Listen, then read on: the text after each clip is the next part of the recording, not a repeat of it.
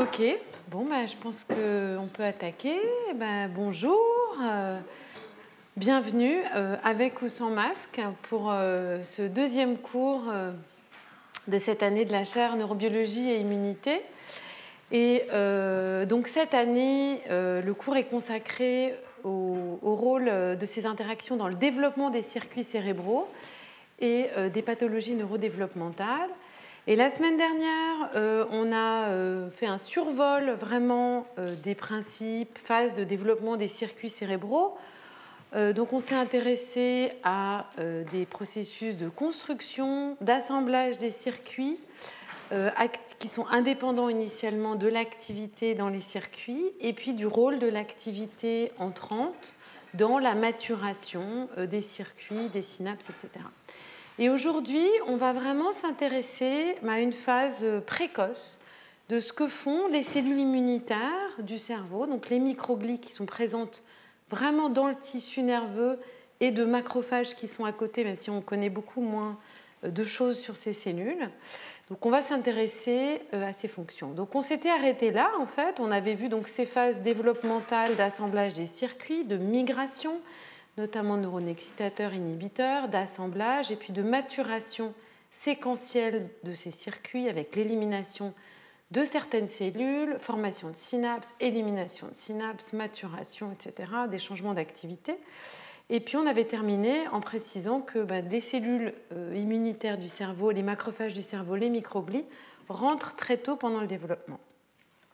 Et donc aujourd'hui, on va s'intéresser à ce que ces cellules font pendant cette première phase, vraiment, entre guillemets, indépendante de l'activité électrique des neurones et de l'activité présente dans les circuits. Donc on va vraiment regarder comment ces cellules immunitaires qui colonisent le cerveau donc interagissent avec les progéniteurs qui vont donner naissance en se divisant aux neurones, mais aussi à des cellules gliales. On va aussi s'intéresser, et ça j'en ai pas du tout parlé la dernière fois, au développement un petit peu de la vasculature, c'est-à-dire des vaisseaux sanguins à l'intérieur du cerveau, et puis des aspects plus de migration neuronale, comment est-ce que notamment les neurones GABAergiques inhibiteurs migrent et peuvent être modulés dans leur positionnement par les microglies, et puis un aspect plus sur le développement des tracts axonaux, c'est-à-dire des faisceaux d'axones, qui sont en fait ces structures, la substance blanche, qui va contenir des axones qui permettent de connecter des structures à longue distance et qui ont besoin d'être myélinisées. Donc avant de vraiment s'intéresser aux fonctions de ces cellules, on va faire un petit rappel sur l'origine des microglies et des macrophages du cerveau. Donc un rappel par rapport au cours de l'année dernière, mais pour bien replacer les choses. Alors, les microglies, qui sont les macrophages résidents du cerveau, qui sont les principales cellules immunitaires présentes dans le parenchyme cérébral et donc dans le cortex cérébral dont on parle plus spécifiquement pendant ces cours, sont en fait des cellules qui sont générées en dehors du cerveau, dans ce qu'on appelle le sac vitellin. Donc c'est un sac qui englobe l'embryon. Elles sont générées très tôt pendant le développement embryonnaire. Chez la souris, c'est vers le jour 7 de développement. Chez l'homme, c'est des semaines de gestation, 4e, 5e semaine de gestation, donc vraiment très tôt pendant le développement. Et on a vu l'année dernière que ces cellules sont générées à partir de promacrophages, sont produits par une phase primitive d'hématopoïèse qui dépend de différents facteurs et qui passe par une phase de progéniteur qu'on appelle érythromyéloïde, EMP, et qui dépend de plusieurs facteurs de transcription comme PIU1, IRF8 ou CEMIB. Et puis ces cellules rentrent dans le cerveau, le colonisent et progressivement s'y renouvellent in situ tout au long de la vie. Donc c'est vraiment des cellules qui, entre guillemets, envahissent le cerveau et s'y installent, le colonisent. Donc cette phase de colonisation, elle a été maintenant bien décrite. On a pu suivre ces cellules avec un traçage, un lignage cellulaire vraiment définitif chez la souris, et on peut aussi le regarder chez la souris en utilisant cette lignée CX3-CR1-GFP qui va permettre d'exprimer une molécule fluorescente dans toutes ces macrophages primitifs qui sont générés donc très tôt et qui transitoirement colonisent tout l'embryon et donc tout le cerveau. Et cette première phase, on va dire, de formation, de génération des microglies, des cellules, donc de ces macrophages primitifs, est conservée chez les poissons. Et chez les poissons et d'autres espèces qui ont un développement externe, c'est vraiment la première ligne de défense de l'organisme face à des pathogènes. Donc c'est une espèce d'héritage, on va dire, évolutif d'un développement externe, en tout cas qui est conservé. Et ces cellules qui, a priori, n'ont pas besoin ou n'ont pas de fonction nécessairement immunitaire dans un développement normal, sont présentes également dans l'embryon des mammifères. Ce que l'on sait aussi, c'est que ces cellules en fait, colonisent le cerveau par un processus particulier sur lequel je reviendrai, mais qu'elles sortent donc, du sac vitellin via la vasculature, mais qu'elles ensuite migrent dans l'embryon en se déplaçant dans le parenchyme. Donc, les microglies sont les macrophages résidents du cerveau. En conditions physiologiques, dans le cerveau, il n'y a pratiquement que des microglies comme cellules immunitaires. Il y en a quelques-unes d'autres, quelques autres, on y reviendra, mais c'est vraiment la population majoritaire, c'est 5 à 10 ou dans certaines régions 15% des cellules, donc ce n'est pas négligeable chez l'adulte, mais c'est la majorité des cellules immunitaires, puisque les cellules immunitaires circulantes ne pénètrent pas en conditions physiologiques dans le cerveau, elles sont, entre guillemets, maintenues à distance, soit dans les méninges, soit dans la circulation sanguine, où elles peuvent effectuer des fonctions immunitaires, de protection, de surveillance, mais, entre guillemets, elles restent derrière ce que l'on appelle la barrière hémato-encéphalée. Donc une colonisation très précoce, et en fait qui va donner naissance à aussi d'autres macrophages associés donc au cerveau qui ne sont pas présents dans le parenchyme, mais des macrophages qu'on va appeler périvasculaires, donc des cellules présentes autour des vaisseaux, et puis toute une collection de macrophages qui sont situés à la périphérie du cerveau et qui sont globalement appelés Border Associated Macrophages, donc, ou BAM, qui vont être présents dans cette structure ici qui est appelée le choroïde plexus, qui est une structure qui produit le liquide céphalorachidien, mais qui est aussi un intermédiaire entre ce liquide et la circulation sanguine. Et puis, dans les méninges, ici, une partie liée à la partie piale du cerveau et la dure mère, où on a plusieurs, finalement, populations de macrophages associés qu'on va retrouver, qu'on peut caractériser par des marqueurs très différents. Des macrophages qui jouent des rôles un petit peu différents des microglies et qui sont un petit peu moins en contact direct avec les neurones. Donc il y a énormément d'expériences, on va dire, les 3 dernières années, pour vraiment identifier ces autres types de macrophages, savoir s'ils sont générés tôt aussi ou pas. Il y a une bonne revue qui vient juste de sortir dans Science Immunology pour ceux qui veulent approfondir le sujet. Mais contrairement à ce qu'on pensait, en fait, de manière assez définitive, il a été montré qu'une grande partie de ces BAM, donc macrophages qui ne sont pas des microglies mais qui sont présents autour du cerveau, dans les méninges, dans le choroïde plexus, et qui ont aussi potentiellement des fonctions liées au cerveau. Donc ces BAM ont aussi une origine très précoce et colonisent le cerveau très tôt à partir des EMP générés dans le sac vitellin, donc yolk sac, sur mes diapositives, c'est le sac vitellin, où on retrouve finalement des cellules qui rentrent dans le cerveau ou qui entourent le cerveau très tôt et qui vont rester là, présents aux interfaces ou dans le tissu neural pendant tout le développement. Alors, ces cellules continuent de proliférer, de se diviser, etc., mais c'est la même population qui rentre et qui colonise, qui est maintenue dans le cerveau. Et donc, en conditions physiologiques. Et donc ça veut dire que si, par exemple, on a une mutation, une modification épigénétique de cette population, on va la maintenir, la perdurer à l'échelle, finalement, de la population entière de ces cellules immunitaires.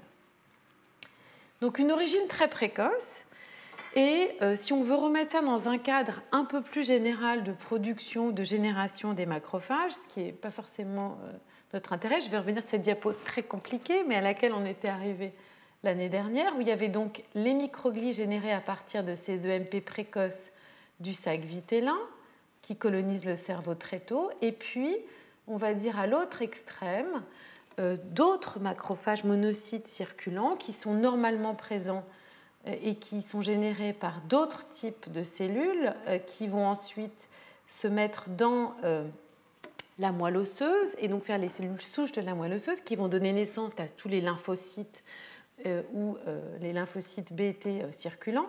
Donc on va retrouver à l'autre extrême ces cellules qui ont une courte vie, ces cellules souches présentes dans la moelle osseuse qui peuvent générer des monocytes et dont on pensait qu'ils généraient toute une partie de macrophages barrières. On a plusieurs transitions avec des EMP directs, des EMP qui peuvent transiter dans le fœtus et ensuite coloniser différentes régions. En fait, on se retrouve avec une grande partie des macrophages associés au cerveau qui ont une origine de sac vitellin et uniquement une partie très petite de macrophages qui sont plus présents, on va dire, aux interfaces dans des organes barrières qui vont être générés par ces cellules souches hématopoïétiques. Donc vraiment, en grande majorité, donc une origine précoce des microglies et des macrophages qu'on va retrouver générés dans le temps. C'est vrai pour plein d'organes différents où on va retrouver donc ici très tôt la génération des microglies et on va retrouver pour d'autres organes d'autres progéniteurs qui vont générer les macrophages et puis plus tard chez l'adulte, donc à partir de ces cellules souches hématopoïétiques, une génération de macrophages monocytaires qui sont capables d'être vraiment en permanence reproduits, amplifiés, modifiés chez l'adulte. Donc on a des vagues de génération de ces macrophages et en tout cas ce qui est présupposé pour les microglies et pour les macrophages périvasculaires ou les macrophages, les BAM, ces fameux macrophages associés donc on va dire aux frontières ou aux bordures du cerveau. Donc une génération très précoce qui va permettre de maintenir une immunité ou une mémoire immunitaire des différents événements pendant la vie dans ces cellules et d'autre part qui est probablement maintenue à l'échelle d'une population, on va dire générée tôt, parce qu'il y a fermeture de cette barrière hémato-encéphalée et donc limitation des cellules qui peuvent ensuite rentrer dans le cerveau. Alors que dans d'autres organes, on a un remplacement progressif des monocytes embryonnaires primitifs par ces cellules hématopoïétiques souches. Donc une particularité, on va dire, du cerveau, mais qui est finalement peut-être liée aux circonstances de développement du cerveau et de la formation de cette barrière hémato-encéphalée. Donc ces résultats et ces analyses sont quand même principalement réalisés dans des modèles animaux, notamment des rongeurs, qui sont hébergés dans un environnement immunitaire très pauvre. Donc on peut se demander si en conditions physiologiques ce qu'on voit est maintenu chez l'homme, qui lui est par exemple confronté à tout un tas de modifications de virus. On a enlevé le masque, mais on l'a vécu récemment, donc de tout un tas de pathogènes, de bactéries, de micro-organismes qui pourraient modifier cette colonisation. Néanmoins, quand on fait des classifications basées sur des signatures transcriptomiques qu'on peut extrapoler à partir de ce qu'on voit dans les modèles animaux, on voit que chez l'homme, on retrouve des signatures extrêmement conservées, ce qui suggère vraiment que cette organisation ou on va dire cette naissance très précoce, cette colonisation très précoce est maintenue chez l'homme. Et pour revenir sur la question de est-ce que ce que l'on voit est spécifique au cerveau ou vrai dans plein d'organes, donc il y a un papier très récent qui montre des résultats assez intéressants où il compare en fait les macrophages présents dans différents organes, le cœur, le foie, le rein, les poumons, le cerveau. Et donc, comme je le disais, regarde finalement ces signatures transcriptomiques qu'on peut vraiment identifier, isoler maintenant avec la transcriptomique cellule unique à haut débit, et identifier dans ces organes différentes populations de macrophages qui peuvent être caractérisées par l'expression de différents marqueurs qui ont des propriétés, ici par exemple le récepteur folate ou les CCR2 qui est un récepteur qui est lié aux monocytes circulants dans la circulation sanguine. Et voilà, on va... Ah, alors je n'arrive pas à vous montrer ce qu'il y a en dessous, mais ce qu'on peut voir ici, finalement, c'est que dans le cerveau, on a... Je vais quand même essayer de vous montrer. Dans le cerveau, on va se retrouver avec des microglies et puis un petit nombre de monocytes, enfin de macrophages, qui ont une caractéristique... J'aurais pas dû faire ça. Déjà, je le regrette profondément. Mais... Ah là là là là là là, ok. Donc là, ça va être, voilà, la misère. Le mieux, c'est quoi le mieux l'ennemi du bien? Ouais. Alors, je descends, voilà, je voulais juste vous enlever ça, mais peut-être que c'était pas une bonne idée. Donc ça, c'est tout ce qui est autour, c'est tout ce à quoi vous échappez. Hein. Pardon.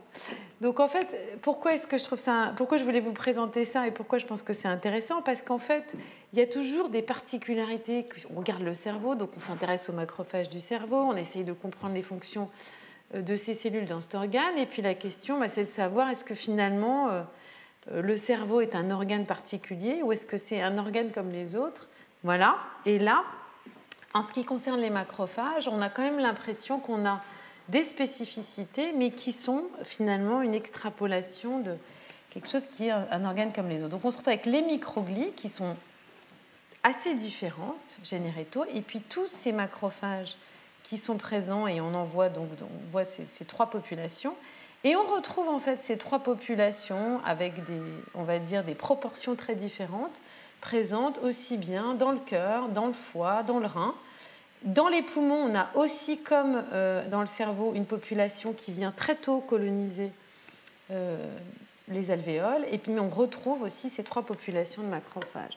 Et donc ça, c'est intéressant parce que ça va nous permettre aussi un petit peu d'utiliser des outils générés dans d'autres, dans d'autres champs, en immunologie, mais aussi pour aller regarder ce que font ces cellules, leurs propriétés, dans le contexte du cerveau qui nous intéresse, mais également en lien avec donc, une vision plus globale de l'immunologie de ces cellules.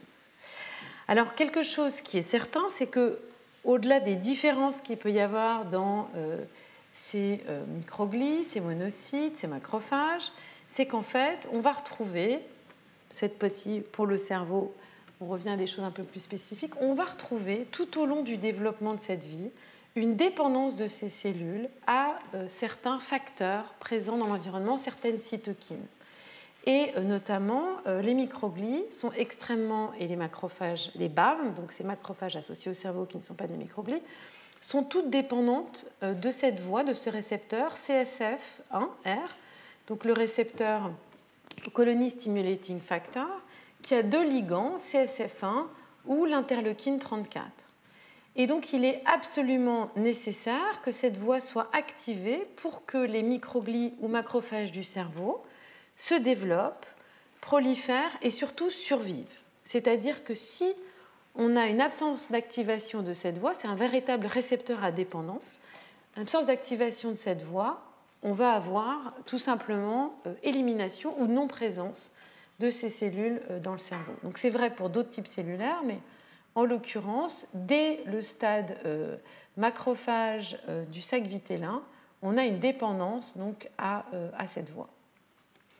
Et ça, c'est quelque chose qui est très important parce que ça va induire une dépendance de ces cellules à la niche qu'elles colonisent et également parce que ça va fournir des outils qui sont largement utilisés pour étudier la fonction de ces cellules. Donc des approches génétiques, on peut regarder des mutants, soit du récepteur, soit de l'un ou l'autre des ligands. On a des approches pharmacologiques où on peut avoir des anticorps bloquants contre ce récepteur qui vont nous permettre d'altérer la fonction. Et maintenant, il y a tout un tas de composés chimiques qui vont permettre donc, de cibler le CSF1R, notamment des drogues PLX qui sont commercialisées et qui sont connues sous les doux noms de PLX 3397 et PLX 5622. Donc un petit peu particulier, mais qui vont permettre de cibler cette boîte de signalisation, de la bloquer et donc soit d'empêcher la différenciation de ces cellules, soit de les éliminer. Alors, ce qu'il faut savoir, c'est que la plupart des études qui ont été faites avec ces différents composés, en fait, ont souvent conclu sur le rôle des microglies dans les processus qui ont été étudiés, mais qu'en fait, à l'heure actuelle, la plupart de ces approches ciblent les microglies et les macrophages associés au cerveau, présents dans les méninges, autour des vaisseaux sanguins, dans le choroïde plexus, et que donc, véritablement, on a encore du mal à dissocier les fonctions microgliales des fonctions des autres macrophages associés au cerveau. Donc, en général, on conclut sur les microglies, mais en fait, on devrait dire les macrophages cérébraux. Alors, il y a quelques modèles qui permettent de commencer à dissocier les fonctions de ces deux types de macrophages. L'un d'entre eux est un mutant qui enlève un élément intronique du gène qui code pour le récepteur OCSF1 et qui, en fait, va moduler l'expression de ce récepteur dans différents types cellulaires et, en particulier, conduire à l'extinction de l'expression du récepteur CSF1R dans les microglies, mais maintenir en partie l'expression de ce récepteur dans les macrophages BAM. Et donc, dans ces mutants, qui s'appellent CSF1 Fire, on va retrouver finalement, comme vous pouvez le voir peut-être un peu ici, donc là, il y a des cellules, des macrophages présents dans le tissu, des microglies présents dans le tissu qui ne sont pas présentes du tout dans ces animaux, mais on retrouve les macrophages, par exemple, dans le choroïde plexus ou dans d'autres structures qui sont conservées dans ces mutants. Donc on a une disparition complète des microglies et une préservation relative des BAM. Et donc on commence à pouvoir dissocier un petit peu le rôle de certaines cellules, microglies versus macrophages présents aux interfaces. Donc, pour résumer, on a vraiment une origine externe avec des cellules qui vont progressivement coloniser l'embryon, on va dire commencer à s'installer, rentrer soit pour les microglies dans le parenchyme, soit s'installer aux interfaces, dans les méninges, dans le choroïde plexus, autour des vaisseaux. Et puis, on va avoir une différenciation progressive de ces cellules et un auto-renouvellement des microglies et de ces BAM tout au long de la vie, en conditions physiologiques, sans intervention d'autres structures. Donc la question maintenant, c'est finalement comment est-ce que cette colonisation se fait? Est-ce qu'elle a des caractéristiques particulières? Et est-ce que cette colonisation et ses particularités vont être importantes pour les fonctions des microglies et des macrophages dans la construction précoce des circuits? Donc une première chose qui est, entre guillemets, qui a été notée depuis bien longtemps, depuis Del Rio Ortega, qui est le premier à avoir décrit ces cellules, c'est qu'en fait, elles subissent une transformation morphologique. Donc quand elles rentrent dans le cerveau, elles ont plutôt une tête de macrophage, elles peuvent avoir un petit peu quelques prolongements, mais elles ont une morphologie relativement, qu'on appelle améboïde. Et puis quand on regarde chez l'adulte, on voit des cellules extrêmement ramifiées, qui ont des longs prolongements, donc elles n'ont pas la même morphologie, et elles ont une morphologie extrêmement finalement stable. Quand on regarde le tissu adulte, on a un tapis de microglies qui couvre un petit peu tout le parenchyme tissulaire. Donc une première caractéristique quand même très frappante, c'est que les cellules, quand elles commencent à rentrer dans on va dire ici c'est une coupe de cerveau embryonnaire, ici avec le cortex cérébral et ici donc des régions plus ventrales qui donnent naissance aux ganglions de la base où les interneurones GABAergiques sont générés, migrent, et le cortex ici va comporter des neurones excitateurs glutamatergiques et des neurones inhibiteurs GABAergiques. Une des premières choses qu'on voit finalement, c'est qu'on a une localisation hétérogène des microglies, ici en verte, dans le cerveau embryonnaire. Donc elles vont se positionner en des endroits spécifiques. Et alors, quelque chose qui est très important finalement, qui a bien été identifié, c'est que ces cellules, quand elles rentrent, qu'elles se positionnent, qu'elles commencent à adopter un profil particulier, elles vont acquérir ces propriétés morphologiques, transcriptomiques et de localisation en réponse ou en interaction avec le cerveau qui se développe. C'est-à-dire que ce sont donc on va dire tout ce qui est noir ou bleu foncé, les neurones en développement qui vont donner l'information aux microglies pour qu'elles se différencient et qu'elles se positionnent. Et différents signaux ont été identifiés en fait, qui vont permettre alors, la colonisation, la survie, la maturation. Donc CSF1R, j'en ai parlé, avec deux ligands, CSF1 et interleukine 34, mais il y a aussi d'autres signaux. Par exemple, le TGF-bêta, qui va produire un signal de différenciation des microglies, différents facteurs qui vont être importants pour la localisation ou pour l'interaction locale des microglies, et notamment CX3-CR1, qui est donc un récepteur particulier exprimé par les microglies, et qui va donc interagir avec un ligand qui s'appelle la fractalkine ou CX3-CL1, qui est produit pratiquement exclusivement par les neurones ou par les cellules présentes dans le parenchyme cérébral, et qui va être important, par exemple, pour une localisation un petit peu particulière. Donc, dès le début, en fait, une espèce d'interaction entre la niche et les cellules qui colonisent, on va dire, cette niche neuronale et qui vont commencer à s'installer. Donc, je disais une localisation particulière, donc on voit des accumulations, on voit des régions où il n'y a pas beaucoup de cellules. Et en fait, ce qui est caractéristique, c'est qu'on a un patron de localisation qui est très progressif et qui est très stéréotypé. C'est-à-dire que ces accumulations, ou les zones où on ne voit pas de microglies, vont être les mêmes, finalement, dans tous les embryons, avec un patron qui se répète et qui est associé à la construction du cerveau.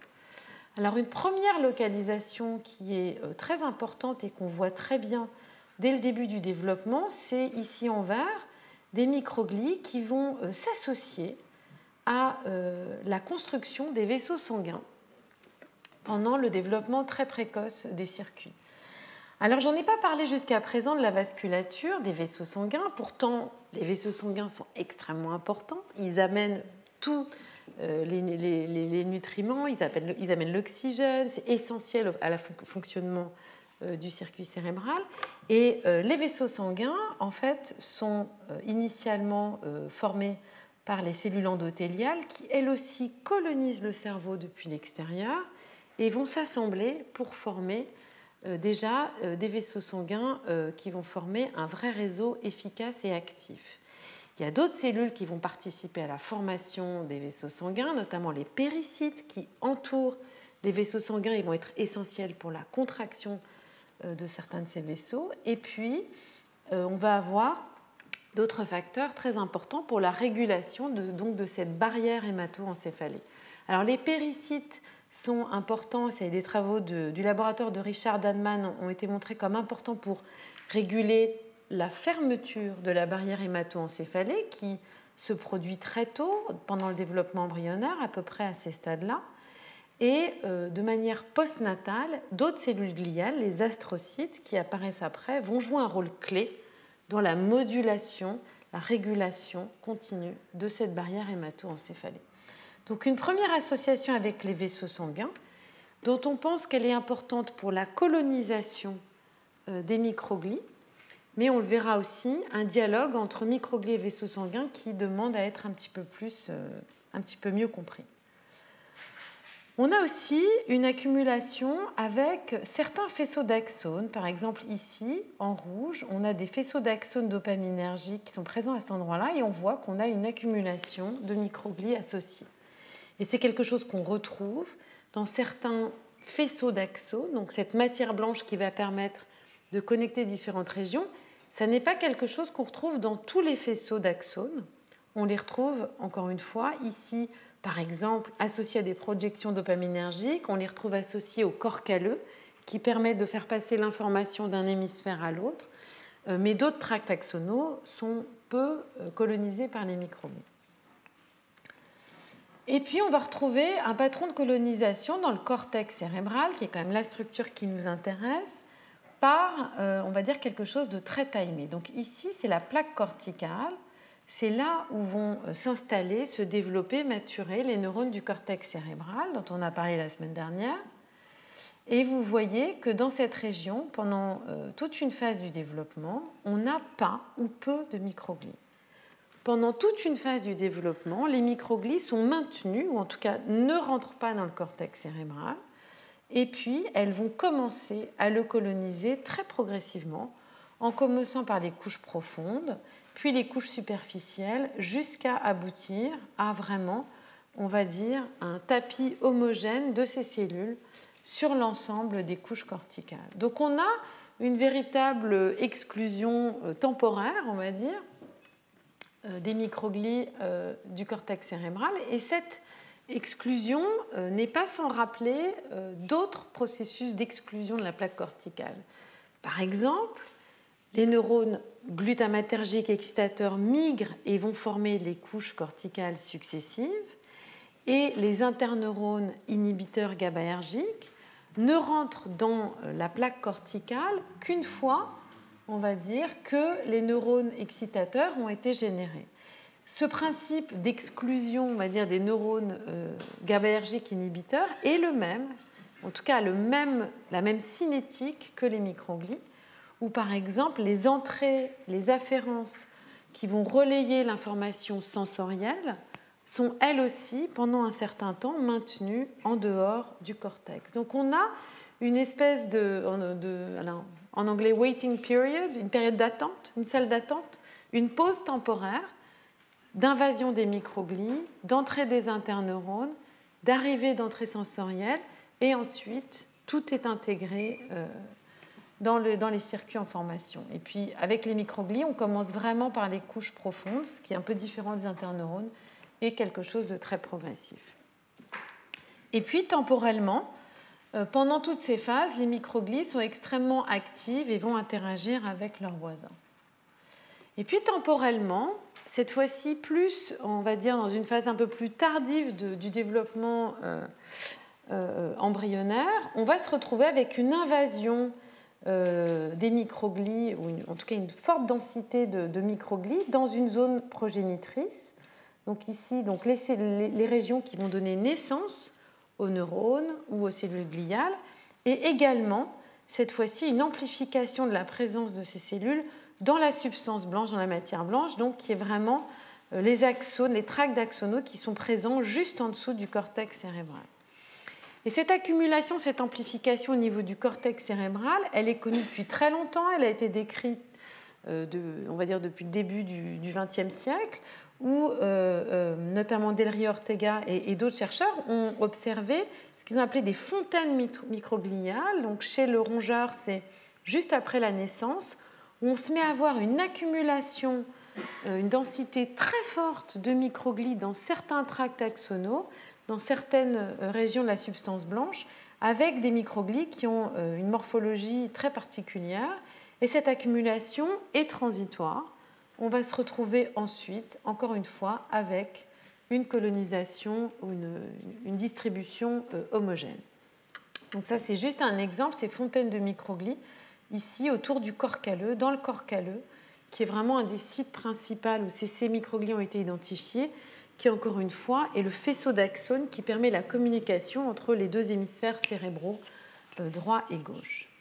Donc, une colonisation des cellules qui rentrent, qui vont coloniser le tissu, notamment en adhérence ou en adhésion avec les vaisseaux sanguins, depuis la partie externe, donc les méninges, également probablement depuis aussi donc, la partie ventriculaire, et une localisation très particulière de ces microglies, progressive, en association avec différentes structures. Donc ça a été très bien caractérisé chez la souris, mais on sait aussi que cette localisation très stéréotypée, elle est observée aussi chez l'homme, notamment c'est les travaux de Catherine Vernet, où on a une association très forte tôt dans le développement des microglies avec la vasculature, et les microglies ne sont pas dans les vaisseaux sanguins, mais bien sur les vaisseaux sanguins dans cette phase de colonisation.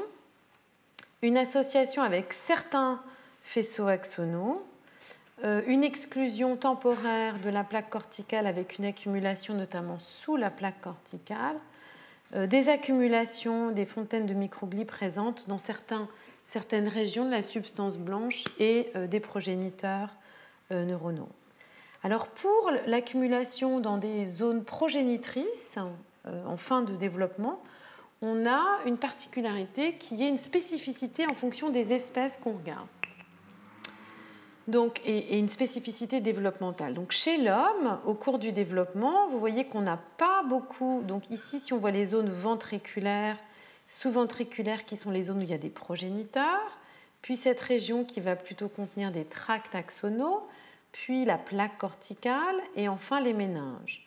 Donc, on retrouve une organisation en vert, je ne sais pas si vous voyez très bien, mais des microglies, où on en a ici un petit peu dans cette région, peu associés aux progéniteurs et très peu aussi dans cette plaque corticale où les neurones vont se développer.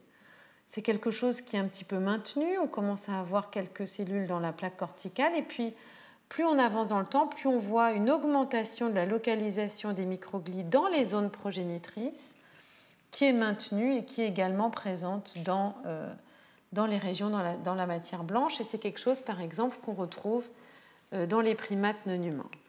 Donc on a des particularités en fonction des espèces, peut-être en fonction du nombre de progéniteurs neuronaux qui sont générés et de l'organisation de ces zones progénitrices, mais on retrouve les grands principes, on va dire, de localisation et d'organisation de ces cellules.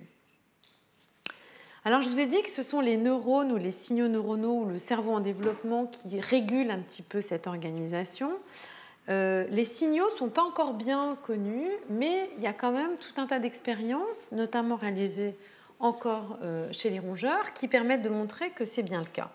Donc certaines expériences que je ne vous montre pas, c'est quand on enlève les microglies, puisqu'on peut les dépléter pharmacologiquement, en jouant notamment sur la voie CSF1R, et on regarde où reviennent les cellules qui recolonisent, et elles sont systématiquement localisées aux mêmes endroits. Mais ce qui est possible de faire aussi, finalement, c'est par exemple ici, ça va être d'enlever ou pas les méninges qui sont présentes, où on a une accumulation de cellules de macrophages qui est importante donc, pour la colonisation microgliale et de regarder en vidéomicroscopie le comportement des cellules dans ce contexte. Et en fait, ce qui est observé, c'est que si on enlève les méninges, on va avoir une localisation différente des microglies, notamment dans la plaque corticale. Et donc ça montre que les méninges produisent un signal qui va permettre d'empêcher les microglies, pendant un certain temps, de rentrer dans la plaque depuis cette voie dorsale, cette voie superficielle. Et puis on peut faire la même chose avec la substance blanche qui est présente en dessous. Regardez si finalement ces principes d'exclusion, c'est que les cellules sont activement maintenues en dehors de cette structure. On a aussi identifié notamment des signaux qui vont permettre de localiser les microglies sur certains tracts axonaux, notamment des molécules de guidage ou d'adhésion comme nétrine G1 ou le ligand de nétrine G1, qui est produit par certains axones et qui promeut la localisation de microglies dans certains tracts axonaux. Donc une localisation qui est très stéréotypée et dont on pense qu'elle est liée à des signaux produits par les neurones ou par les vaisseaux, mais la nature exacte de ces signaux reste encore largement finalement à caractériser. Donc on va dire une distribution très hétérogène et en lien avec cette distribution hétérogène, on a aussi une hétérogénéité cellulaire. Donc on va retrouver des cellules qui ont des morphologies très différentes, comme on peut le voir ici, qui est souvent associée à une capacité de phagocytose très différente. Mais cette hétérogénéité cellulaire, on va la retrouver aussi à l'échelle transcriptomique. C'est-à-dire quand on regarde tous les gènes exprimés par les cellules, on va pouvoir observer que les microglies, dans le développement, sont extrêmement hétérogènes et sont présentes dans des états cellulaires très divers. Alors, quand on parle d'états cellulaires divers, on l'a vu ça l'année dernière. Chez l'adulte, on a plutôt un état, on va dire, chez l'adulte, en conditions physiologiques, des microglies qui forment un tapis, qui sont très peu différentes les unes des autres, qui recouvrent l'ensemble du tissu cérébral. Et puis, en conditions de maladie, comme de la neurodégénérescence, ou même un vieillissement cognitif normal, on va avoir des états microgliaux, on va voir apparaître des états microgliaux un petit peu différents, avec des capacités de phagocytose accrue, par exemple de synapses, de modification de l'environnement, etc. Mais en fait, cet état cellulaire relativement stable est vraiment caractéristique de l'état adulte. Et quand on regarde dans le développement, on va retrouver des cellules qui sont non seulement localisées de manière très particulière, mais qui vont pouvoir exister dans des états cellulaires très divers. Et c'est ce qui est représenté ici. On va retrouver des microglies qui sont capables d'être extrêmement prolifératives pour certaines, qui vont avoir un métabolisme surpuissant pour d'autres, ou qui vont être plus particulièrement ici ATM, Axon Tract Associated Microglia, des microglies qui vont être particulièrement, par exemple, présentes dans la substance blanche associée à ces faisceaux d'axones, etc. Donc on retrouve vraiment des cellules dans des états très particuliers associés à des localisations particulières. Et un exemple particulièrement bien décrit, ce sont ces axon tract microglia qui sont aussi proliferative associated microglia. Donc ce sont des cellules qui sont présentes soit dans des tracts axonaux, soit dans des zones prolifératives où il y a des progéniteurs, et elles ont les mêmes propriétés cellulaires. Elles ont été bien décrites comme présentes par exemple dans le corps calleux ou ici dans le cervelet, ou là encore dans des régions progénitrices du cortex. Et on peut caractériser ces microglies.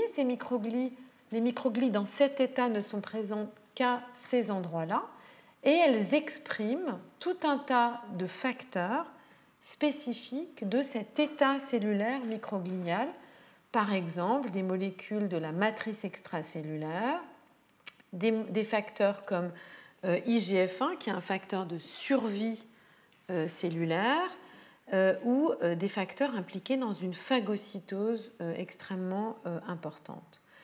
Donc on retrouve dans ce contexte-là, en tout cas, un état cellulaire particulier associé à une localisation particulière qui rejoint, encore une fois, ce qui a été décrit comme étant ces fontaines microgliales qui sont présentes autour de la naissance, dans le développement, on va dire, relativement tardif. Donc le patron, la colonisation en fait, des microglies, on va dire l'invasion, c'est des mots qu'on n'a pas du tout envie d'utiliser en ce moment, mais l'invasion microgliale dans le cerveau et des macrophages présents va avoir, on va dire, une organisation cellulaire, une localisation, une distribution tissulaire qui est très particulière, qui est dictée ou qui en tout cas se met en place en dialogue avec le tissu cellulaire présent, les neurones et la vasculature autour, et qui va être accompagnée par des états cellulaires particuliers, notamment cet état cellulaire associé tardivement aux faisceaux d'axones et aux zones prolifératives, cet état qu'on appelle ATM. Alors qu'est-ce que font ces microglies à part rentrer dans le cerveau, être là à ces endroits-là et avoir des états particuliers? Alors c'est ce qu'on va voir pour la fin du cours. Et donc on va revenir sur ces fonctions. Donc on a vu où elles étaient, dans quels états elles sont, comment elles rentrent. Et donc on va un petit peu regarder ce qu'elles font. Et la chose la plus importante à retenir, c'est qu'en fait, leurs fonctions sont associées à là où elles sont localisées. Alors vous allez me dire, oui, si elles ne sont pas à un endroit, elles ne peuvent pas agir à cet endroit-là. Mais en fait, le fait qu'elles ne soient pas à un endroit est aussi important, puisque si elles rentrent de manière prématurée, on va avoir une perturbation de ce processus. Donc la localisation, qui est l'état cellulaire, qui est atteint en symbiose avec le tissu que les microglies envahissent, va être clé pour les fonctions microgliales. Alors on va commencer par le développement de la vasculature et peut-être par une des fonctions les plus floues des microglies ou des macrophages dans le cerveau. Donc effectivement, des travaux assez anciens ont permis de vraiment montrer aussi bien dans le modèle murin que dans le modèle du poisson zèbre qu'on va retrouver des microglies associées en fait à des vaisseaux qui sont en train de fusionner au cours du développement et de la mise en place assez précoce des vaisseaux sanguins. Et donc on retrouve finalement des microglies qui vont être associées entre deux branches de vaisseaux sanguins qui sont en train de se fusionner, de faire ce qu'on appelle l'anastomose. Et quand on enlève les microglies ou que les microglies ne sont pas présentes dans les réseaux, on va retrouver de manière transitoire, et ça c'est important, des vaisseaux qui ont une morphologie assez différente et, entre guillemets, qui n'ont pas une complexité aussi grande que ce qu'on observe en conditions normales. Et de ces travaux ont vraiment émergé l'idée que pour la fusion des vaisseaux et des capillaires dans la formation de la vasculature, on va vraiment avoir besoin des microglies qui vont stabiliser deux vaisseaux en train de se former et permettre ou aider à la fusion de ces deux fragments. Alors, il y a beaucoup de films très beaux que je pourrais vous montrer, que je ne vous montre pas, parce qu'ils font planter mon ordinateur et qu'on n'a pas besoin de ça aujourd'hui. Mais une vraie question, finalement, c'est à quel point est-ce que cette fonction, entre guillemets, est unique de ces cellules, à quel point est-ce que vraiment les microglies sont essentielles à cette étape. Et ça, c'est encore des questions en cours, puisque ces défauts sont transitoires et que finalement, il y a peu de chercheurs qui se sont vraiment intéressés à ces fonctions précoces microgliales. Alors, je voudrais juste préciser qu'on pourrait se demander si, quand je parle de microglies très tôt, finalement, je ne parle pas de ces fameux macrophages périvasculaires qui sont présents autour des vaisseaux et qui jouent un rôle absolument clé. Et en fait, on a quand même des marqueurs qui permettent de très très bien dissocier entre ici des microglies associés au vaisseau et ici des macrophages périvasculaires. Donc ça, vraiment, on est capable de dissocier ces différents vaisseaux, et de regarder comment est-ce que donc, les microglies interagissent ensuite plus tard avec l'unité neurovasculaire, c'est-à-dire les vaisseaux qui sont formés, les pieds astrocytaires qui vont être importants pour la régulation de la barrière hémato-encéphalique et de ces fameux péricytes qui sont aussi importants pour la contractilité des vaisseaux sanguins.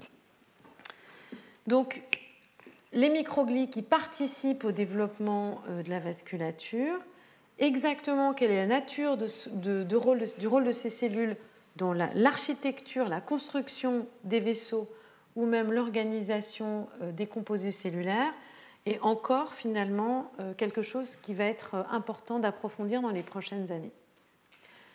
Un autre aspect qui est en train d'émerger, c'est finalement l'accumulation de certaines de ces cellules à des frontières qui vont contenir des axones, mais qui sont aussi des frontières entre deux structures qui vont croître à des vitesses différentes et qui sont associées à des zones de tension morphogénétique.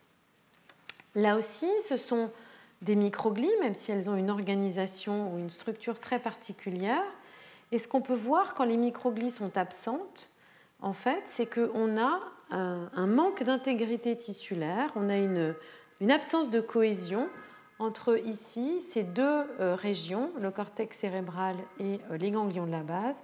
On a apparition d'une déhiscence, donc une absence de cohésion entre deux tissus qui poussent à des vitesses différentes.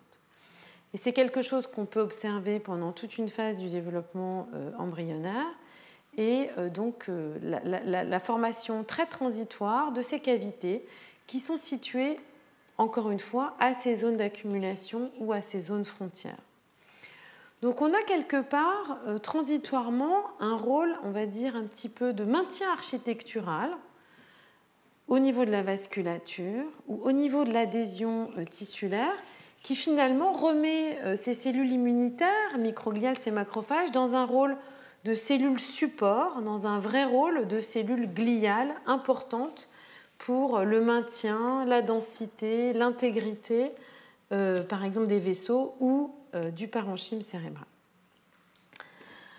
Alors, on va faire un petit saut très transitoire par les progéniteurs pour reparler d'une fonction clé en fait, des microglies, qu'on verra beaucoup plus la semaine prochaine, qui est finalement leur capacité à phagocyter, à éliminer certaines cellules. Alors pourquoi ? Parce que au cours du développement, on va se rendre compte que les microglies, les microglies qui sont présents dans les jaunes progénitrices, mais aussi ailleurs, sont systématiquement capables d'aller interagir avec des cellules apoptotiques, ici, et les éliminer, les phagocyter, aller englober, avaler, gober, on va dire, des progéniteurs tout crus. Donc on sait, bien sûr, et ça c'est une des fonctions clés de ces cellules, et on l'a vu l'année dernière, que le rôle, on va dire, des macrophages et des microglies est vraiment le nettoyage tissulaire. Donc toutes les cellules, entre guillemets, qui sont éliminées par apoptose développementale vont être reconnues et éliminées dans différentes régions, mais également dans le cortex cérébral. Et on va retrouver ça pour des progéniteurs neuronaux, mais également pour des progéniteurs neuraux. Et je vous remets juste différentes voies qui permettent l'élimination ou la reconnaissance de ces cellules apoptotiques. Et notamment, on va avoir la présence donc, de phosphatidylsérine, c'est-à-dire ces fameux composés qui sont normalement à l'intérieur de la membrane plasmique qui peuvent être, on va dire, flippés ou ressortis vers l'extérieur de la membrane et qui vont passer par des récepteurs comme TREM2 ou d'autres récepteurs phagocytaires, mais on a aussi une reconnaissance, par exemple, avec cette voie CX3CL1 qui permet de localiser les différents neurones. Donc une élimination, un nettoyage de cellules apoptotiques, mais au-delà de l'élimination de cellules apoptotiques classiques, qui est très importante dans la fonction microgliale développementale, on a ce qu'on appelle de la phagoptose, c'est-à-dire ce que je vous ai montré sur le film, l'élimination d'un neurone entier, qui va par exemple ici, qui est notamment en train de se diviser, donc c'est un progéniteur, et qui va être éliminé directement par les microglies sans que ce neurone passe vraiment par une phase d'apoptose marquée. Donc ça, c'est quelque chose qui a été observé, on va dire, visuellement. On voit que les microglies donc, éliminent ces progéniteurs neuronaux, qu'ils les éliminent à des stades parfois un petit peu tardifs du développement. Et chez la souris, pour l'instant, ou chez le rongeur, on n'a pas beaucoup de preuves que cette élimination est importante pour la production de neurones. C'est-à-dire, quand on élimine ces progéniteurs, on a quand même une bonne production, on va dire, de tous les neurones qui sont normalement produits dans le cortex. Alors, ce que je vous ai dit aussi, c'est que la colonisation microgliale et la présence des microglies dans ces régions étaient très différentes en fonction des espèces. Et ce qu'on sait aussi, c'est que pour, entre guillemets, la capacité à produire un nombre de neurones suffisant chez les rongeurs, chez les primates ou chez l'homme est aussi très différente. Et donc on peut imaginer que cette régulation du nombre de progéniteurs par les microglies pourrait avoir un rôle dans d'autres espèces. Alors il y a vraiment des travaux très récents, donc là c'est un préprint, c'est-à-dire un article qui n'a pas encore été reviewé, qui est présent dans une base de données bioarchive, qui suggère qu'effectivement il y a entre guillemets un état microglial particulier associé à ces comportements de phagoptose qui pourraient être particulièrement présents dans les zones prolifératives et contribuer à réguler le nombre de progéniteurs présents. Donc on en parlait aussi, on a une variation vraiment très différente en fonction des espèces et il est tout à fait possible que le nombre accru de microglies et leur capacité entre guillemets phagoptotique particulière puissent jouer un rôle. Et ce rôle potentiel, on va dire, est cohérent, on va dire, avec des études qui sont menées dans des modèles qui permettent de regarder un petit peu ce que font les microglies humaines dans des modèles de manipulation particuliers. Donc, on peut regarder, isoler les microglies à partir de tissus humains, mais on peut aussi, par exemple, les cultiver in vitro. On peut récupérer des cellules pluripotentes à partir notamment de fibroblastes de la peau. Et on a maintenant des protocoles qui permettent de différencier ou de générer des cellules qui vont ressembler à des microglies à partir de ces cellules pluripotentes induites. Donc, par exemple, on peut récupérer des fibroblastes chez des patients ou chez des sujets sains. Et ensuite, à partir de ces fibroblastes de la peau, on va pouvoir générer des cellules qui ressemblent à des microglies, des cellules qui ressemblent à des neurones, et ensuite les cultiver ensemble pour aller regarder ce qui se passe au niveau de ces interactions. On peut aussi maintenant greffer des cellules microgliales, par exemple, dans des cerveaux rongeurs, par exemple de souris, des cellules microgliales humaines ou des cellules microgliales d'autres espèces et aller regarder comment elles se différencient. Et enfin, on peut faire ce qu'on appelle des organoïdes, c'est-à-dire à partir de cellules souches qui peuvent être générées, encore une fois, à partir de fibroblastes de la peau, on va pouvoir générer des espèces de petites structures qui ont été appelées des mini-brains ou qu'on peut appeler des amas cellulaires qui ressemblent à des petits mini-tubes neuraux en développement qui vont permettre de générer des neurones excitateurs d'un côté, on peut générer des neurones inhibiteurs de l'autre, on peut les cultiver ensemble et on peut finalement ajouter ou non des microglies. Pourquoi ajouter des microglies? Parce que quand on essaye de récapituler le développement cérébral à partir de ces cellules souches, finalement, on n'a pas dans les organoïdes, on n'a pas de ces cellules immunitaires qui sont générées en dehors du cerveau et qui le colonisent par la suite. Donc ça, c'est quelque chose dont je reparlerai, mais on a maintenant toute une batterie d'approches pour aller regarder, valider, infirmer, manipuler des cellules humaines, déjà pour aller regarder si elles sont un petit peu différentes ou pas, et puis regarder quelle est leur fonction. Et ce que l'on peut voir, c'est qu'en fait, on va retrouver, donc quelque part c'est rassurant aussi, on retrouve les mêmes états microgliaux chez l'homme que chez la souris. On est capable de maintenir ces différents états microgliaux développementaux dans différents modèles cellulaires de manipulation, etc. Et puis, on peut aller regarder finalement ce que font les microglies dans ce contexte-là.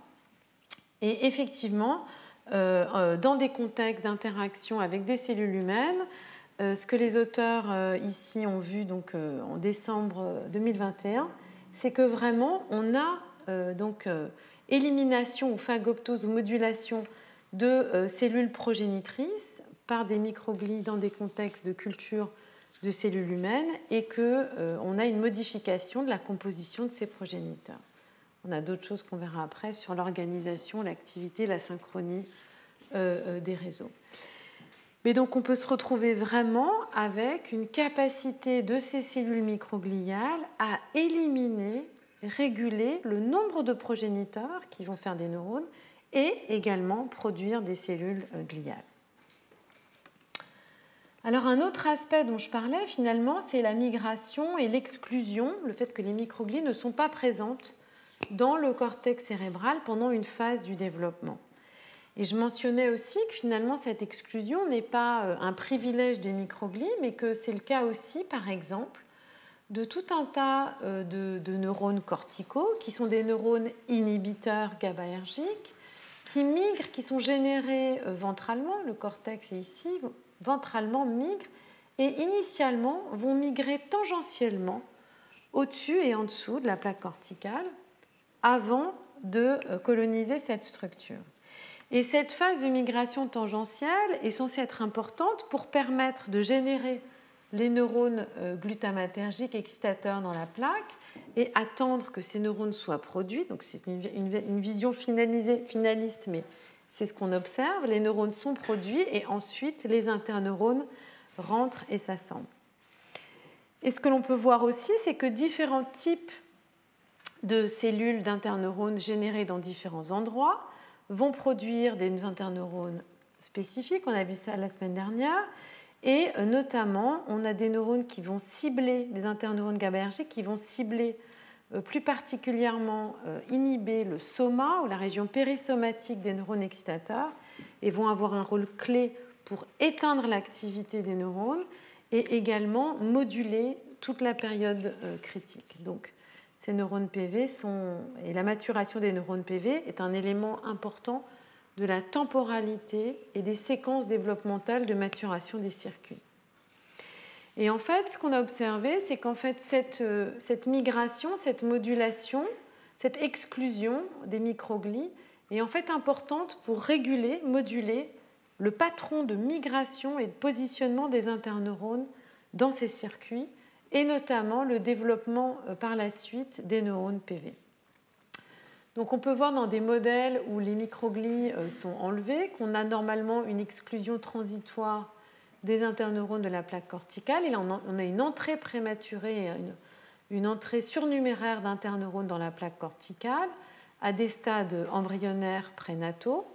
Et ça va conduire en fait à une entrée, une exubérance des neurones PV pendant le développement, qui va d'abord conduire à un développement exubérant, donc plus de neurones qui vont être plus connectés localement, et puis une phase de résorption qui va permettre ensuite, aboutir ensuite à en fait une hypoinhibition des circuits, qui est quelque chose qui est observé dans différents modèles développementaux. Donc, des défauts précoces de colonisation et de positionnement des interneurones qui vont aboutir à une maturation altérée d'interneurones inhibiteurs GABAergiques PV qui jouent un rôle clé dans l'organisation, la structuration des circuits.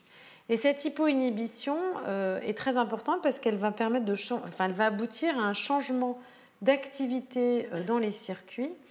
Ce qu'on peut observer en fait ce qu'on peut observer dans l'animal quand on va déclencher une stimulation sensorielle, par exemple au niveau des vibrisses, où on va avoir une activité localisée au niveau des cartes des barrels qu'on a vu la semaine dernière, où on a ici un barrel qui correspond à l'activation d'une moustache ou d'une vibrisse. Cette activation est localisée puis se propage. Et dans des contextes où on a transitoirement pendant le développement enlevé les microglies, on va avoir un changement du flux d'informations sensorielles dans le cortex qui est lié à la modification du câblage et de l'intégration de ces interneurones GABAergiques. Donc très tôt, l'exclusion de la plaque des microglies, qui est notamment contrôlée par des voies moléculaires type CX3-CR1, va vraiment permettre de changer la localisation des interneurones et l'intégration de ces neurones dans la circuiterie pour aboutir à des modifications du flux de l'information sensorielle. Donc cette migration-exclusion, on va dire cette exclusion temporaire des circuits corticaux va être importante pour réguler des étapes de maturation des circuits dès les stades très précoces.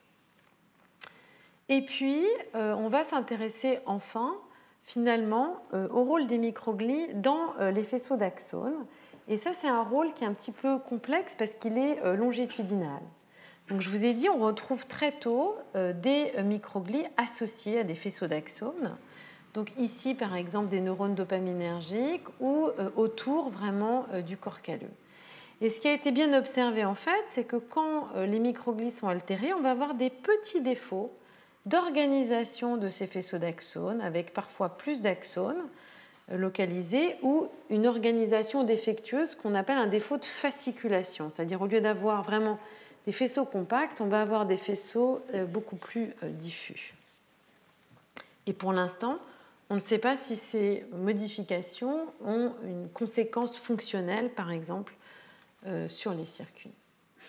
Et puis enfin, ces fameuses fontaines microgliales qui sont associées aux zones progénitrices ou alors vraiment à des faisceaux d'axones en maturation, substances blanches, etc., qu'on observe un petit peu plus tard dans le développement et qui sont liés, encore une fois, à cet état microglial particulier, ATM, Axon Tract Microglia ou Proliferative Associated Microglia.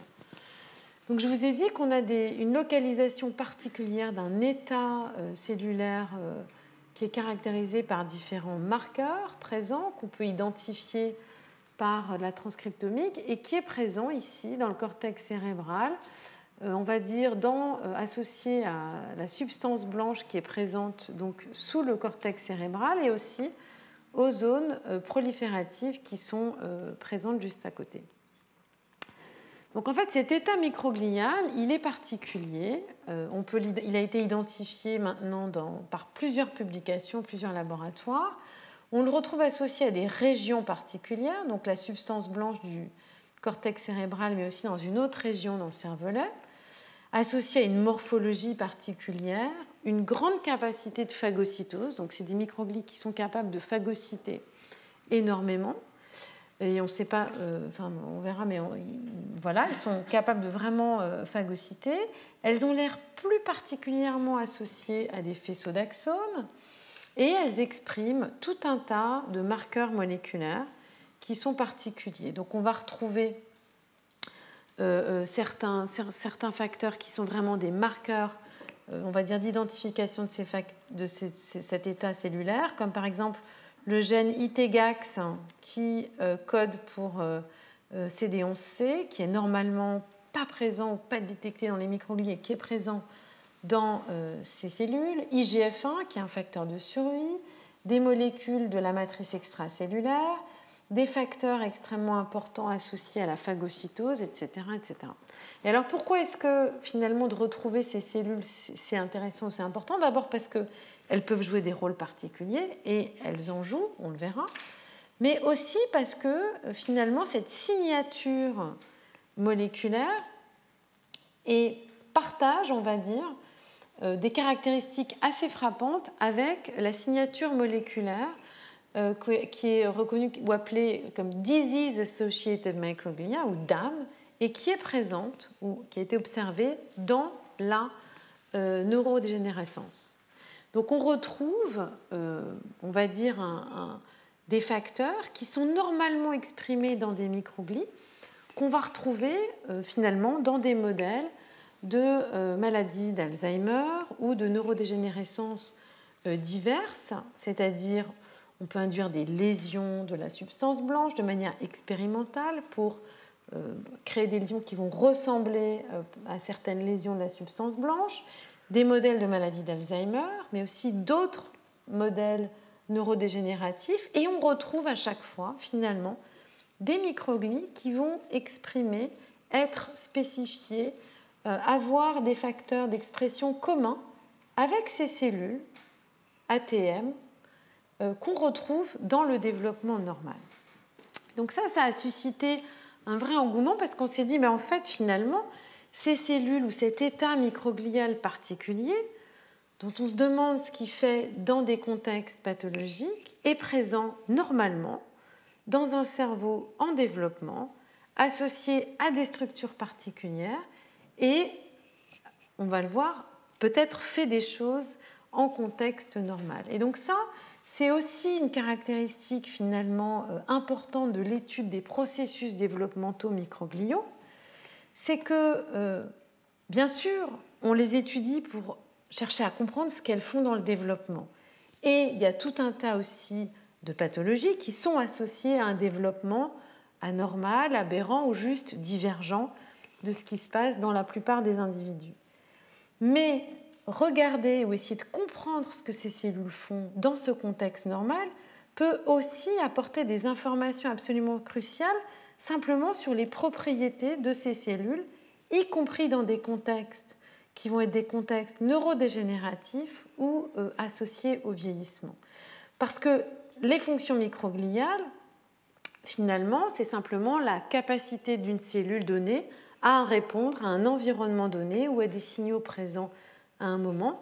Et donc, on va avoir des points communs sur la capacité de ces cellules à adopter cet état cellulaire et probablement la capacité des cellules dans des contextes neurodégénératifs à réactiver ces mêmes cascades cellulaires et ces mêmes fonctions. Alors, qu'est-ce qu'on sait de ce qu'elles font dans les tracts axonaux, ces fameuses cellules ATM ou PAM qui sont aussi en lien avec les progéniteurs? Donc, ce qui a bien été montré maintenant, c'est qu'en fait, ces cellules qui sont encore une fois très transitoirement présentes dans ces régions, une des premières fonctions qui leur a été associée, c'est finalement d'être importante pour la survie des neurones qui produisent des axones qui vont passer par ces régions. C'est-à-dire, ici, en fait, on va retrouver des microglies présentes dans la substance blanche. Ces microglies sont associés à des faisceaux d'axones, c'est-à-dire des longs prolongements qui vont permettre la communication des neurones entre une région et une autre région, ou un neurone et un autre neurone. Mais là, c'est des faisceaux d'axones, donc c'est vraiment des communications, on va dire, comme des fils électriques qui vont permettre de relier des structures relativement éloignées. Et en fait, ces axones sont générés par des neurones qui sont présents dans les couches corticales situées au-dessus. Et ici, c'est la couche 5. Et ce qui a été bien identifié, c'est qu'en fait, quand on élimine les microglies ou qu'on limite leur activité avec certaines drogues, on a une augmentation, on a une disparition, une élimination, une apoptose, une mort cellulaire des neurones qui envoient leurs axones par ces territoires. Donc en fait, la première fonction qui a été identifiée pour ces cellules, c'est une fonction de survie, de promouvoir la survie des neurones qui étendent leurs axones par ces régions. Et ce qui a été bien montré également, c'est qu'en fait, cette capacité de survie est en partie liée à la production par ces microglies particulières du facteur IGF-1, qui est un facteur important dans des contextes de survie et d'activation, dans différents contextes d'activation et de maintien de l'intégrité des tissus. Donc IGF-1 qui est produit par ces microglies et qui agit via des récepteurs particuliers va être important pour permettre la survie de ces cellules. Donc un premier rôle au niveau des tracts axonaux, maintenir la survie des cellules qui font les axones qui passent par ces régions. Un deuxième rôle qui maintenant émerge de manière assez claire, c'est l'importance de ces cellules pour la myélinisation de ces tracts axonaux. Donc, les tracts axonaux vont permettre de transférer l'information nerveuse d'un endroit à un autre.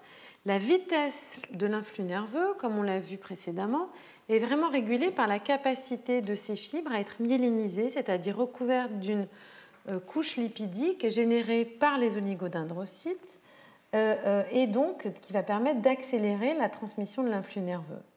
Et ce qui a été bien observé maintenant, c'est qu'en fait, dans le contexte, encore une fois, de ces ATM, on va avoir des microglies qui vont être capables de réguler la myélinisation et, on va dire, la maturation, la différenciation des progéniteurs d'oligodendrocytes dans ces régions. Si on les enlève, l'effet obtenu par la suite est une limitation, une réduction de, ici, donc les gaines noires sont des gaines de myéline autour des axones, et vous voyez qu'on a beaucoup moins, ou de manière assez différemment organisée, on a moins d'axones qui sont recouverts par des gaines de myéline, et il a été confirmé que la transmission de l'influx nerveux est réduite entre l'hémisphère droit et l'hémisphère gauche. On retrouve également dans cette autre publication que cette fonction microgliale est en partie importante et en partie médiée par, encore une fois, la production de ce facteur IGF-1 qui va changer, donc encore une fois, cette fois-ci, l'épaisseur de la gaine de myéline dans le corps calleux. De manière un petit peu différente, on va retrouver des fonctions un petit peu différentes, toujours autour des oligodendrocytes et de la formation de la myéline, encore une fois, dans cette substance blanche, où cette fois-ci, ce qui a été montré, c'est que les microglies en vert phagocytent les précurseurs d'oligodendrocytes dans cette région de tracts axonaux, que ça va modifier donc le ratio entre les axones et le nombre de ces précurseurs et modifier la capacité à former une gaine de myéline appropriée. Et que ces interactions sont encore médiées par, encore une fois, ce récepteur CX3CR1. Donc, on a une modification de la myéline et des progéniteurs d'oligodendrocytes, notamment par la production de facteurs sécrétés, IGF-1, mais également par la régulation du nombre de ces précurseurs d'oligodendrocytes qui vont ensuite faire la gaine de myéline. Alors, est-ce que c'est un facteur, est-ce que c'est plutôt l'élimination par phagocytose ou la production d'IGF-1 qui est importante? En fait, pour l'instant, on ne sait pas. On sait que les deux contribuent à l'efficacité on va dire, finale de la formation de la gaine de myéline. Quand l'un ou l'autre sont perturbés, on a modification de la myéline. Et ce qui est sûr, c'est que dans cette structure qui est associée donc à ces fontaines microgliales, on a des cellules très particulières qui sont les ATM et qui vont phagocyter, c'est-à-dire manger de manière phagoptoser de manière assez directe et claire, c'est des précurseurs d'oligodendrocytes et qui vont réguler ou associer de cette manière, via l'élimination de ces précurseurs, modifier en fait la formation de la gaine de myéline. Donc on a un rôle assez important de ces ATM dans la régulation du nombre de précurseurs. On peut imaginer que c'est aussi important pour les précurseurs neuronaux, parce que je vous ai dit que ces ATM sont présents dans des régions progénitrices, donc une capacité de phagoptose accrue, régulation du nombre de ces cellules gliales oligodendrocytes, mais on a aussi finalement en aval une modulation de la formation de la gaine de myéline. Donc phagocytose et production de facteurs comme IGF-1. Il y a bien sûr d'autres processus probablement impliqués dans cette action et à chaque fois qu'on regarde, ça devient un petit peu plus compliqué. Donc juste pour vous donner un exemple, on va retrouver par exemple une interaction directe qui est indépendante de la phagocytose entre ces précurseurs d'oligodendrocytes qui vont ensuite faire la myéline et certaines microglies, donc les ATM, qui expriment des récepteurs particuliers et dont on pense qu'elles pourraient également réguler le nombre des oligodendrocytes en jouant cette fois-ci sur leur prolifération.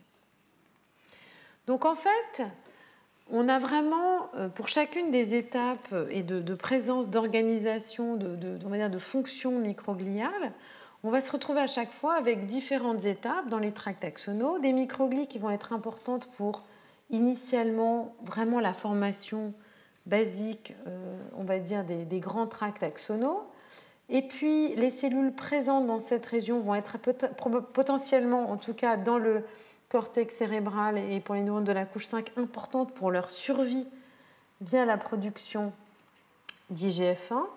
Et puis on va se retrouver également avec IGF-1 qui est important pour cette phase de myélinisation des tracts axonaux qui va influer sur la transmission de l'influx nerveux. Mais on a aussi, à différentes étapes, une implication de la phagocytose et potentiellement de la phagoptose des microglies, notamment de ce sous-type, qui va être importante pour réguler le nombre d'oligodendrocytes et potentiellement aussi leur capacité à former cette gaine de myéline.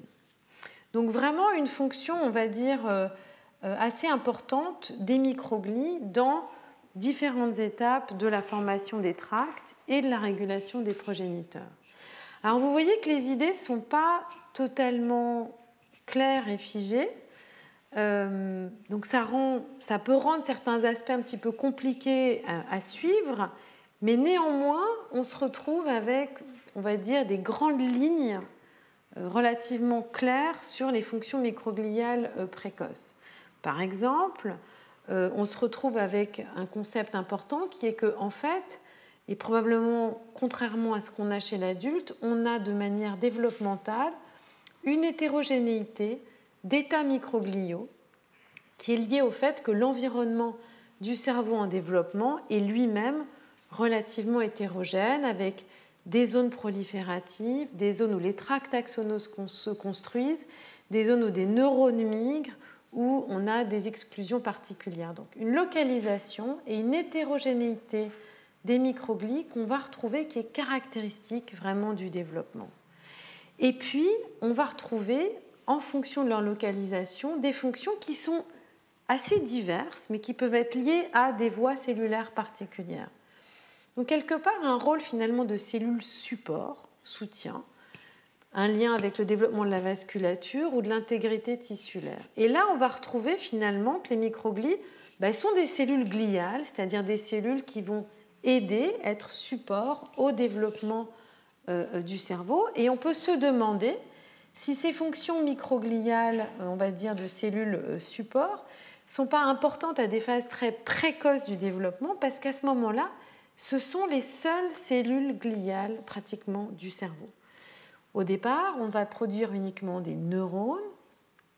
Les astrocytes oligodendrocytates sont produits vraiment plus tard, dans la deuxième partie de l'embryogenèse. Et comme les microglies rentrent tôt dans le cerveau, on va se retrouver avec principalement comme cellules gliales les microglies. Donc un rôle très précoce vraiment de soutien, de support dans l'intégrité et l'organisation tissulaire.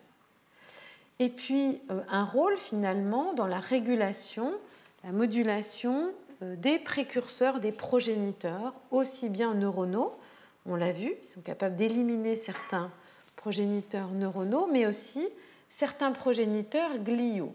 Au niveau des oligodendrocytes, dans la dernière phase en lien avec les tracts axonaux, on a vu que les microglies sont capables de phagocyter, de phagoptoser des progéniteurs d'oligodendrocytes. Donc une régulation du nombre qui passe pour l'instant principalement de ce qui a été montré par de la phagocytose, de l'élimination physique de ces précurseurs, mais il n'est pas à exclure qu'il puisse y avoir aussi des facteurs produits sécrétés qui vont moduler les propriétés de ces progéniteurs.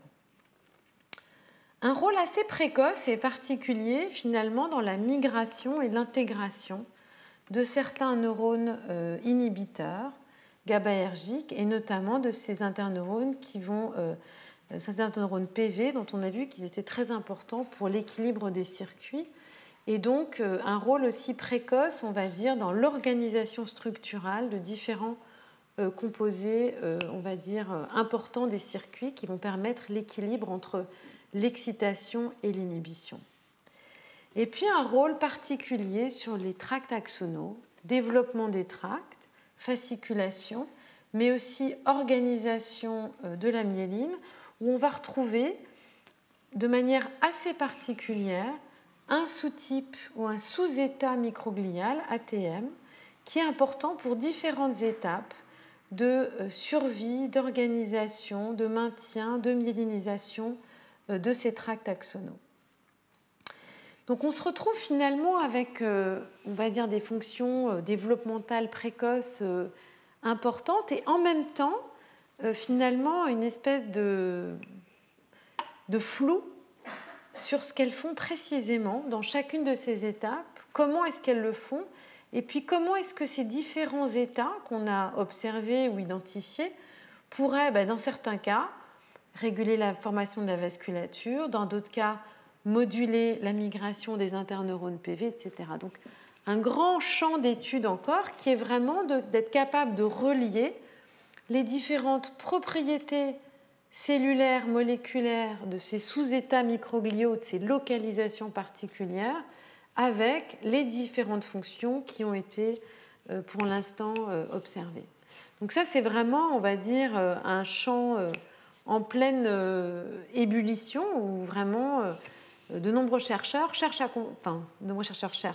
de nombreux laboratoires cherchent à comprendre ce qui se passe en étudiant différents modèles qui vont des modèles animaux à des modèles beaucoup plus cellulaires, ce que je vous ai un petit peu mentionné avec les organoïdes, les cellules souches induites pluripotentes et la capacité maintenant de recombiner ces différents modèles pour aller dans la compréhension fonctionnelle de ces sous-états microgliaux, ce qu'ils font et par quelle voie moléculaire ils agissent. Et je vais finir là-dessus. On verra la semaine prochaine, après donc, ces fonctions microgliales précoces, on va vraiment aborder ce que ces cellules font, et c'est mieux établi, on va dire. Donc on peut raisonner de manière un peu plus fixe sur ce que ces cellules microgliales et autres macrophages font dans la régulation de la construction des circuits en lien avec l'activité neuronale.